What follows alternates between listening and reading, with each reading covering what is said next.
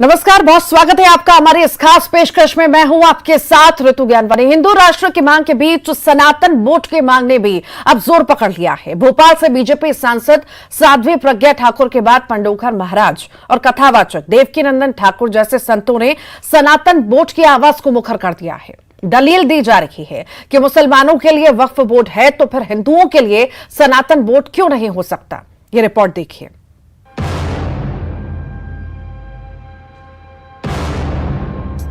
देश में बड़े हिंदू मंदिर सरकारों के अधीन हैं, पर कोई गुरुद्वारा, चर्च या मस्जिद सरकारी नियंत्रण में काम नहीं करता। देश में मुस्लिम धर्म से जुड़ी संपत्तियों के लिए वक्फ बोर्ड मौजूद है, लेकिन ऐसा कोई बोर्ड सनातन धर्म से जुड़े मंदिरों, मठों या दूसरी संपत्तियों के लिए नहीं है। जी हां, हिंदू राष्ट्र की मांग के बीच अब सनातन बोर्ड पर डिबेट तेज होती जा रही है। सवाल उठने लगा है कि जब वक्फ बोर्ड है तो फिर सनातन बोर्ड क्यों नहीं हो सकता। प्रसिद्ध कथावाचक देवकीनंदन ठाकुर ने अपनी कथा के दौरान सनातन बोर्ड बनाने की मांग उठा दी है। देवकीनंदन ठाकुर ने कहा कि सनातन बोर्ड बनाया जाए और उसकी जिम्मेदारी धर्माचार्यों को दी जाए। मैं तो कहूंगा सनातन बोर्ड का निर्माण हो। जैसे वक्फ बोर्ड है वैसे ही सनातन बोर्ड का निर्माण होना चाहिए, जिस सनातन बोर्ड के निर्माण के बाद सरकारी कर्मचारी की बजाय सारे धर्माचार्य होने चाहिए। धर्माचार्यों के संरक्षण में वो सनातन बोर्ड बने। चाहे सरकार देख रेख करे, लेकिन धर्माचार्य उसके पदाधिकारी हों। ये पहला मौका नहीं है जब सनातन बोर्ड की मांग उठी है। इससे पहले भोपाल सांसद प्रज्ञा ठाकुर भी सनातन बोर्ड बनाने की मांग कर चुकी हैं। बीजेपी नेता ने कहा कि जैसे देश में मुस्लिम धर्म से जुड़ी संपत्तियों की सुरक्षा के लिए वक्फ बोर्ड है, उसी तरह सनातन धर्म से जुड़े मंदिरों, मठों और तीर्थों की संपत्ति को सनातन बोर्ड बनाकर उसके तहत लाया जाना चाहिए। होना ही चाहिए। वक्फ बोर्ड है, पहले से बना दिया गया है। भाई सनातन का तो सब कुछ है, इनका तो पहले से ही होना चाहिए। विलम्ब है पर हो जाएगा। आप केंद्र सरकार को पत्र लिखेंगे? बिल्कुल, मेरा काम है, मैं अपना करूंगी। और सनातन धर्म के लिए जीती हूँ, सनातन धर्म के लिए मरती हूँ। इस राष्ट्र धर्म, सनातन धर्म राष्ट्र धर्म है, राम राष्ट्र है, राष्ट्र राम है, और इसलिए सनातन धर्म में ही सब कुछ है। ये हमारा देश हिंदू राष्ट्र बनकर रहेगा, भारत विश्व गुरु बनेगा, परम वैभव पर पहुंचेगा। ये हमारा विश्वास है और ये होकर रहेगा। सिर्फ देवकीनंदन ठाकुर या प्रज्ञा ठाकुर नहीं, बल्कि बागेश्वर धाम सरकार से लेकर पंडोखर महाराज तक सनातन और हिंदू राष्ट्र की आवाज मुखर करने वालों का दायरा लगातार बढ़ता जा रहा है। भारतीय जनता पार्टी सरकार में सभी वर्ग समान रूप से उपेक्षित रहे, परेशान रहे।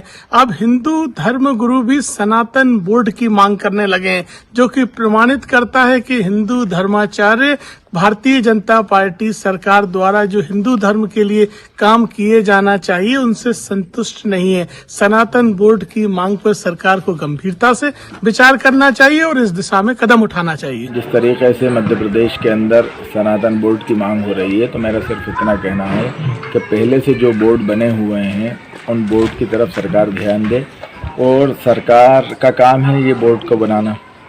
सनातन बोर्ड बने या कोई और बोर्ड बने, सरकार के पास बजट हो। जिस तरीके से क्या धर्मस्व विभाग है, मेरा सवाल है, धर्मस्व विभाग है वो सनातन बोर्ड का काम नहीं कर रहा, जो आप नए बोर्ड के बनाने की मांग कर रहे हैं। और अगर मदरसा बोर्ड या वक्फ बोर्ड की करें तो मैं खुद ये कहना चाहता हूँ, सरकार पिछले कई सालों से मदरसा बोर्ड की तरफ ध्यान नहीं दे रही है। नए बोर्ड को बनाना मैं समझता हूँ अभी इतना ज़रूरी नहीं है। सवाल ये उठ रहा है कि कोई भी मस्जिद या कोई भी चर्च सरकार के नियंत्रण में नहीं है। इस्लामिक व्यवस्था में धार्मिक स्थलों को चलाने के लिए वक्फ बोर्ड है और चर्च के लिए ईसाइयों की भी अपनी व्यवस्था है। ऐसे में पंथ निरपेक्ष देश में सनातन से भेदभाव क्यों? मांग की जा रही है कि दूसरे धर्म की तरह सनातन धर्म के लिए भी समान नीति होनी चाहिए। Bureau report, news 18। और इसी पर खास चर्चा के लिए हमारे साथ खास मेहमान जुड़ गए हैं। स्वामी शैलेशानंद गिरी मां मंडलेश्वर हैं। स्वामी जी, बहुत स्वागत है आपका। काजी साहब हमारे साथ जुड़ेंगे आगे। स्वदेश शर्मा जी कांग्रेस प्रवक्ता हैं, वो हमारे साथ जुड़ गए हैं। स्वदेश जी, बहुत स्वागत है आपका। दुर्गेश केसवानी जी हैं, बीजेपी प्रवक्ता हैं। दुर्गेश जी, आपका भी बहुत बहुत स्वागत है। सबसे पहले स्वामी जी, आपके पास आना चाहूंगी। इस छोटे से सवाल से शुरुआत करते हैं, पर आगे बढ़ते हैं। आखिर सनातन बोर्ड की जरूरत क्यों? देखिए, स्पष्ट है, यह उनके हृदय से निकला हुआ भाव है जो कि प्रत्येक सनातनी के अंदर कहीं ना कहीं से दबा हुआ है। इस राष्ट्र के अंदर बाहुल्य होने के बावजूद भी लगातार हमसे त्याग की अपेक्षा की जाती रही और इसमें कोई शक नहीं कि हम निरंतर त्याग के लिए तत्पर रहे। पर ये देखेंगे कि जब संपत्ति अधिनियम की बात आती है तो उस समय पर सत्ताओं के मुख बिल्कुल बंद हो जाते हैं। जिस समय पर सार्वजनिक स्थानों के ऊपर भिन्न धर्म केंद्र खोल दिए जाते हैं, दरगाहें खोल दी जाती है, अनेक इस प्रकार के, ऐसा नहीं कह रहा हूं किसी एक ही धर्म के, ऐसे अनेक धर्मों के छद्म लोग आकर के अपने स्थान जमा लेते हैं। तो ऐसी स्थिति में इस राष्ट्र की जो हमारी निरपेक्षता है उसको मेंटेन रखने के लिए, उसको बनाए रखने के लिए एक नियमन आयोग होना आवश्यक है। कानून बहुत सारे हैं, किंतु उन कानूनों के ऊपर सख्ती से अमल न कभी पहले हुआ था, न ही आज हो रहा है। निरंतर हम देखते हैं कि जितने हमारे सनातन धर्म के मंदिर है उनके अंदर सत्ताओं का, शासनों का अपना दखलंदाजी बेहद तगड़ी रहती है और साधु संतों को और वास्तविक लोगों को वहां से उपेक्षित रखा जाता है, दूर रखा जाता है। तो स्पष्ट है कि ऐसी स्थिति में सनातन धर्मावलंबी जितने हैं वे लोग भी हम लोगों को आकर के बोलते हैं और समझाते हैं कि यदि आप नहीं बोलेंगे तो धीरे धीरे कर करके ये सनातन धर्म की जो हमारी जो जिसे कह सकते हैं डिग्निटी है, मर्यादा है, वो भंग होने लगी है। तो इसलिए कुछ बीच का रास्ता ऐसा निकलना चाहिए जिसके अंदर सबकी अपनी मंशाएं जो है स्पष्ट है, उस राष्ट्र का लोकतंत्र मजबूत रहे, संविधान के तहत रहते हुए बेहद बड़ी व्यवस्था का निर्धारण करना आवश्यक है। जी ठीक है, आपके पास लौटूंगी। काजी साहब हमारे साथ जुड़ गए हैं। काजी सैयद अनस अली नदवी हैं, उलेमा बोर्ड एमपी से उलेमा बोर्ड के अध्यक्ष हैं। बहुत बहुत स्वागत है काजी साहब आपका।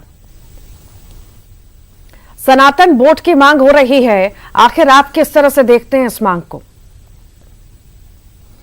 बिस्मिल्लाहिर्रहमानिर्रहीम। सनातन बोर्ड की मांग मैं समझता हूँ कि इस वक्त उसकी ज़रूरत नहीं है, क्योंकि पहले से धर्मस्व विभाग बना हुआ है, संस्कृति बोर्ड बना हुआ है, तो अब कहाँ से सनातन को खतरा है जो सनातन बोर्ड की मांग हो रही है? धर्मस्व विभाग का ऑलरेडी बजट 500 करोड़ का है। मदरसा बोर्ड जो है अगर बना है और मदरसा बोर्ड की वजह से सनातन बोर्ड बनाने की अगर मांग हो रही है तो मैं कहना चाहूँगा पहले कि मदरसा बोर्ड के बारे में समझ लें कि मदरसा बोर्ड को पिछले कई सालों से अनुदान नहीं मिला। सरकार ने जो निगम मंडल बना रखे हैं, बोर्ड बना रखे हैं, पहले उनकी पूर्ति तो करें। शिक्षक परेशान हैं, स्टूडेंट्स परेशान हैं, वहाँ कोई निज़ाम ठीक से नहीं है। तो मैं समझता हूँ कि एक बोर्ड बनेगा, सरकार का फैसला है जो भी कुछ हो, मगर यह है कि मैं समझता हूँ कि एक सरकार के ऊपर एक बर्डन बढ़ेगा और धर्मस्व विभाग जो है वो पूरे काम तो करता है। काजी साहब, अगर एक अलग से बोर्ड बन जाता है तो बर्डन तो कम होगा, बहुत बड़ा बर्डन है।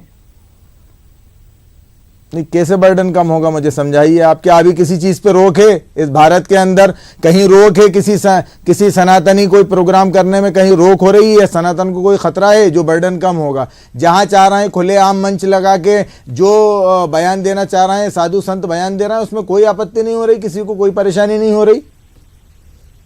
जी, बीजेपी प्रवक्ता भी हमारे साथ लगातार जुड़े हुए हैं, दुर्गेश केसवानी जी। दुर्गेश जी, मांग उठ रही है सनातन बोर्ड की, आखिर कहां दिक्कत आ रही है? इतनी मांग उठ रही है, संत मांग कर रहे हैं, साथ ही साथ सांसद जी मांग कर रहे हैं, आखिर क्या और किस तरह बीजेपी इसे देखती है? ऋतु जी, सबसे पहले तो निश्चित ही हम लोग जो माननीय मोदी जी के मूल मंत्र पर काम करते हैं, सबका साथ, सबका विकास और सबका विश्वास, सभी धर्मों को साथ लेकर हम आगे बढ़ने का काम करते हैं और सभी वर्गों के लिए काम करते हैं। जो पिछड़े हैं उनको आगे लाने का काम, कैसे उनको, जो वंचित हैं उनको उनका हक दिलाने का हमारी सरकार करती है। सबका अधिकार है मांग करने का, निश्चित रूप से मांग करनी चाहिए। पर आज के विषय में मेरे को लगता है कि काजी साहब जो अपनी बयानबाजी कर रहे हैं उनको एक सलाह देनी चाहिए, ना कि वो कहें कि इसकी जरूरत नहीं है, उसकी वो जरूरत नहीं है। वो उनको वो तय करने वाली अथॉरिटी नहीं है, अथॉरिटी सरकार है। सरकार जन भावनाओं पर चलती है। जनता से जब जन भावनाएं निकल कर आती हैं, निश्चित ही जब कोई मांग की जाती तो उस पे उनके साथ बैठ के उन समस्याओं को समाधान की ओर ले जाने का काम सरकार करती है। और आगे भी निश्चित रूप से अगर कोई समस्याएं हैं, कहीं कोई दिक्कतें हैं तो निश्चित ही प्रतिनिधिमंडल उनका माननीय मुख्यमंत्री दुर्गेश जी, अगर बीजेपी को सनातन बोर्ड से ऐतराज नहीं है तो फिर देरी क्यों हो रही है? देखिए, देरी और उसकी कोई ऋतु जी अभी वो नहीं है सर। अभी जो मांग हो रही है वो प्लेटफॉर्म पे, उनके प्लेटफॉर्म पे मांग हो रही है। वो अपनी बातें रख रहे हैं मीडिया के समक्ष आके। जब अगर उनको अमली जामा पहनाने की बात आएगी, मुझे लगता है जो धर्मगुरु हैं, जो धर्माचार्य हैं, वो बैठेंगे, अपनी बात रखेंगे और एक प्लेटफॉर्म के जरिए ही सब काम होते हैं ऋतु जी। समस्या है तो वो निश्चित रूप से किसी टेबल पर बैठकर उसका समाधान की बात की जाएगी। और मीडिया मंच नहीं हो सकता है किसी चीज को मांग रखने का। मांग रखने के लिए जो तरीके हैं, उन्होंने अपनी एक तरीके से बात पहुंचाई है और जब वो एक उनका प्रतिनिधिमंडल जो होगा उस पर बात की जाएगी। दुर्गेश जी, कांग्रेस आरोप लगा रही है कि नाराज हैं संत लोग, तभी बहुत जरूरी हो गया है कि सनातन बोर्ड बनाया जाए। नाराजगी कहीं ना कहीं है। देखिए, कांग्रेस एक विशेष वर्ग की राजनीति करती है ऋतु जी, और उनको वो इस तरह की बातें करेंगे, राजी नाराजगी चुनाव से पहले। और जब चुनाव हो जाते हैं तो इनकी प्राथमिकताएं बदल जाती हैं। तो ये आरोप लगाने का काम कर सकते हैं। उनको निश्चित रूप से जो उनको अधिकार जनता ने दिए हैं विपक्ष में रहते हुए, सिर्फ आरोप लगाने का काम वो कर रहे हैं। पर यथार्थ में जनता के साथ कांग्रेस कभी भी नहीं रही। जब सत्ता थी तो भी नहीं रही थी और जब विपक्ष में तो भी नहीं रही। तो वो सिर्फ आरोप लगाने का काम करते हैं, सुर्खियां बटोरने का काम करते हैं। ठीक। हमारे साथ स्वदेश जी भी जुड़े हुए हैं कांग्रेस से। स्वदेश जी, आपका क्या रुख है सनातन बोर्ड पर? देखिए, हम ऐसे आस्थावान देश के नागरिक हैं जो विश्व में पहले नंबर पर आता है और सनातन हमें सिखाता है लचीलापन। किसी भी धर्म को, हर धर्म का हम आदर करते हैं। सनातन हमें ये भी सिखाता है, जो परंपरा हमारी रही है, जगत गुरु ब्राह्मण, ब्राह्मण गुरु सन्यासी। जब सन्यासी कोई मांग उठाने लगे तो ये रामराज की बात करने वाले लोग, प्रभु राम पर राजनीति करने वाले लोग, राम जन्मभूमि की राजनीति करने वाले लोग, ये धर्म की, गौ माता की राजनीति करने वाले लोग संतों तक को नहीं छोड़ रहे हैं, जो जगत गुरु सन्यासी जिन्हें कहा गया है। आज मैं देख रहा हूँ शैलेशानंद जी, गिरी साहब खुद बयान दे रहे हैं, मांग कर रहे हैं, तो ये नाराज है इनसे। और चाहे वो पंडित धीरेन्द्र शास्त्री जी हो, चाहे पंडोकर सरकार हो। आप बीच में इंटरप्ट नहीं करिए, मैंने नहीं किया, नहीं मैं बोले आपको भी नहीं दूंगा। बात रखिए। मैं आपको नहीं कह रहा हूँ। पंडित धीरेन्द्र शास्त्री जी हो, चाहे पंडोकर धाम हो, सारे संत महात्मा तो मांग सनातन आयोग की कर ही रहे हैं कि सनातन आयोग बना का गठन होना चाहिए। लेकिन अब सबसे बड़ी बात क्या हुई, भारतीय जनता पार्टी की राजधानी की सांसद ठाकुर प्रज्ञा सिंह भी करने लगी हैं। मतलब इसकी भारतीय जनता पार्टी भी इनसे नाराज है जब ये सड़कों पर और मीडिया पर मांग करते हैं। तो ये किस किस वर्ग को समझाएंगे? इनको सनातन की जो बात हमेशा करते रहे, कभी इन्होंने सनातन की परवाह नहीं की, सिर्फ वोट बैंक की राजनीति की। अरे भाई, जब सब आयोग बने हुए हैं, सब बोर्ड बने हुए हैं, तो सनातन बोर्ड बनाए जाने में क्या हर्ज है? मैं समझता हूं इससे हर वर्ग अब दूर जा चुका है और सनातन तो इतना दूर जा चुका है। आज मैं देख रहा हूं स्वामी शैलेशानंद जी सामने बैठे, गिरी साहब खुद मांग कर रहे हैं। मैं चलो राजनीति का छोड़ दो, राजनीति अपनी राजनीति चमकाने के लिए करते हैं, लेकिन संत महात्मा तो जगत गुरु कहलाते हैं। जगत गुरु जब मांग करने लगे तो निश्चित रूप से उनका आशीर्वाद सरकार के प्रति नहीं है। सरकार को उनकी मंशा समझनी चाहिए। और आज सवाल जिस तरह से मांग कर रही है सनातन बोर्ड की, आखिर किससे मांग कर रही है? वो पार्टी तो आप ही हैं, सरकार आप ही हैं, फिर किससे मांग कर रही है? निश्चित रूप से साध्वी जी सांसद के साथ साथ साध्वी भी हैं, वो संत भी हैं और संत हमेशा से। अरे नहीं, सांसद है, राजनेता कभी साधु नहीं होते भैया। राजनेता कभी साधु होते हैं? उन्हें सब सुविधा चाहिए, एसी चाहिए, गाड़ी चाहिए, गार्ड चाहिए। अरे साधु महात्मा, अरे कैसी बात कर दी आपने? अरे अकेला भगवा पहनने से कोई साधु हो जाता? अब मैं काले कपड़े पहन लूं तो डाकू हो जाऊंगा? या मैं भगवा पहन लूं या आप भगवा पहने बैठे हो तो क्या आप साधु हो? आप बताइए ना, आप भगवा पहने हो अभी पीला बस, तो क्या आप साधु हो गए हो? साधु नहीं कहिए आप, साधु का अपमान कीजिए।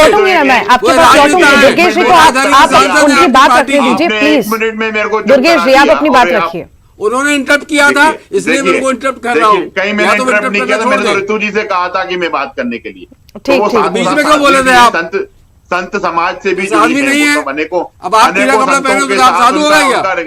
अरे कोई आप तय नहीं करोगे कोई साधु है नहीं है, या आप अपनी कांग्रेस में तो कुछ तय नहीं कर पा रहे हो और बाकी बाहर बैठ के तय करने के लिए निकल पड़ रहे हो। शांत रहिए, आप शांति से सुनिए उस बात को। तो जो आज हमारे ये जो प्रवक्ता जो चिल्ला चोट कर रहे हैं चैनल पे बैठ के, ये राम राज्य की बात कर रहे हैं, जिन्होंने राम पे हमेशा प्रश्न चिन्ह लगाने का काम किया ऋतु जी, जिन्होंने जब समय निकला आप बताइए, भव्य मंदिर के भूमि पूजन का, जब विश्व के लोकप्रिय नेता, अरे क्यों विचलित हो रहे हैं? ठीक, जी सुजय जी क्यों विचलित हो रहे हैं? क्यों कोई कमलनाथ जी कुछ नहीं कर पाए?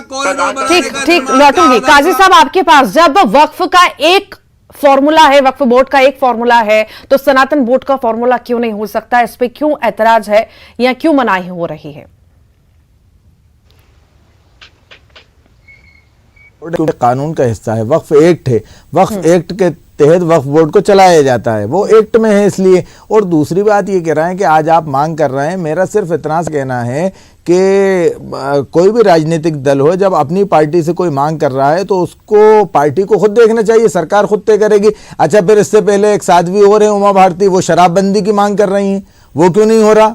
तो मेरा इतना कहना है कि एक नया बोर्ड बना के फिर उसका बजट की बात करेंगे, बराबरी की बात कर रहे हैं आप। एक नारा, तो बराबरी की बात फिर ऐसे भी हो सकती है कि पूरा मिला जुला के सभी एक के अंडर आ जाएं, ऐसा भी हो सकता है ना काजी साहब? मैं कह तो रहा हूं ना आपसे, मैं आपसे कह रहा हूं ना कि बिल्कुल आप बराबरी कीजिए, मगर वहीं बराबरी ये भी तो देखिए आप कि आप धर्मस्व विभाग बना रखा है आपने और वक्फ बोर्ड बना रखा है। नहीं तो चलेगा, वक्फ बोर्ड ना हो, सभी एक के अधीन आए, चलेगा क्या?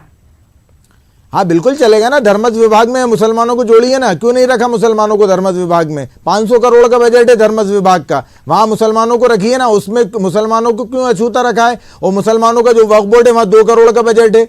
तो ये तो खुद भेदभाव वाली राजनीति हो रही है। इसके अंदर अब एक बोर्ड और सनातन बोर्ड ले आइए, उसका भी बजट बढ़ा दीजिए, 300-400 करोड़ रुपए का उसका डाल दीजिए बजट। फिर मुसलमान कहाँ जाएंगे? फिर आपका नारा कहाँ जाएगा? सबका साथ, सबका विकास, सबका विश्वास। और पसमानदा की बात कर रहा है प्रधानमंत्री, वो कहाँ जाएगा? बोहरों की बात कर रहा है, वो कहाँ जाएगी बात? तो बराबरी अगर करना चाहते हैं तो धर्मस्व विभाग के अंदर मुसलमानों को ऐड कीजिए ना। ठीक, स्वामी जी आपके पास आना चाहूंगी। चुनाव आते ही ऐसी मांगे उठने लगती हैं और सनातन बोर्ड की मांग इस समय उठ रही है। मतलब कहीं ना कहीं संत ये मानते हैं कि चुनाव नजदीक आते हैं तो कहीं ना कहीं मांगे पूरी होने की उम्मीद ज्यादा हो जाती है। देखिए ऋतु जी, हम संत भी लोकतंत्र के अंदर ही जिंदा है। हम उसी राष्ट्र के अंदर है जहां पर विश्व की सबसे बड़ा लोकतंत्र है। तो ऐसी स्थिति में यदि हमारे मन में कोई संदेह आता है, शंका आता है, इसको पूर्ण नाराजगी ना माने। स्वदेश जी, दुर्गेश जी, मैं आप दोनों से करबद्ध निवेदन करूंगा कि इसको हम बहुत सकारात्मक चर्चा के रूप में लें। यदि हम इतिहास के जानकारों से बात करेंगे तो मालूम पड़ेगा कि सनातन का उद्गम कहां पर हुआ और कैसे हुआ और इस राष्ट्र का विस्तार कितना था। यह बेहद अलग विषय हो जाएगा। किंतु जहां हम सामाजिक समानता, सामाजिक समरसता की बात कर रहे हैं, तो ऐसी स्थिति के अंदर इस सत्ता से मेरी बेहद अपेक्षा है। ऐसा नहीं है कि मैं पूरी तौर पर जिसे कह सकता हूं कि इनके हर निर्णय को खारिज करता हूं, परंतु ये स्पष्ट है कि असमानताएं बेहद ज्यादा है इस देश के अंदर। यदि हम देखेंगे तो सोशल डिस्पैरिटीज है, सामाजिक असमानता है, रिलीजियस डिस्पैरिटीज है, धार्मिक असमानता है, इकोनॉमिक डिस्पैरिटीज है, आर्थिक असमानता है।